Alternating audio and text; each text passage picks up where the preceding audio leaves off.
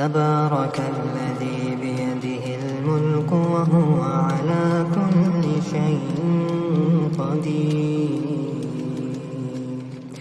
الذي خلق الموت والحياة ليبلوكم أيكم أحسن عملا وهو العزيز الغفور.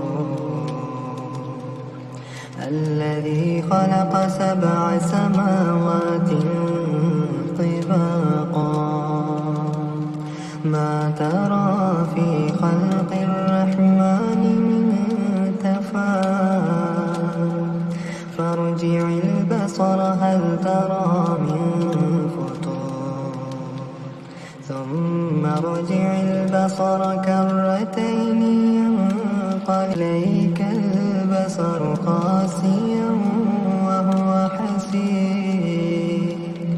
ولقد زينا السماء الدنيا بمصابيح وجعلناها رجوما للشياطين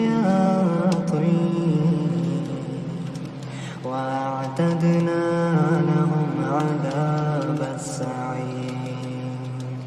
وللذين كفروا بربهم عذاب جهنم وبئس المصير. إذا ألقوا فيها سمعوا لها شهيقا وهي تفور تكاد تميز من الغيظ كلما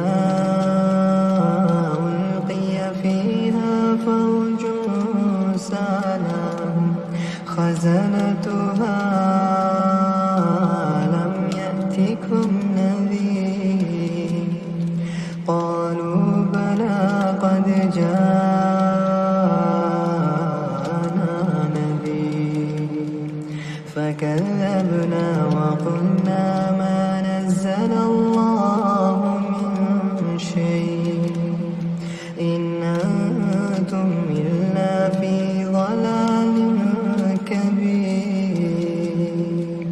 وقالوا لو كنا نسمع أو نعقل ما كنا في أصحاب السعير فاعترفوا بذنبهم فسحقا لأصحاب السعير.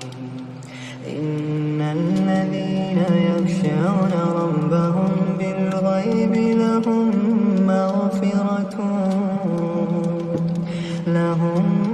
مغفرة وأجر كبير. وأسروا قولكم أو اجهروا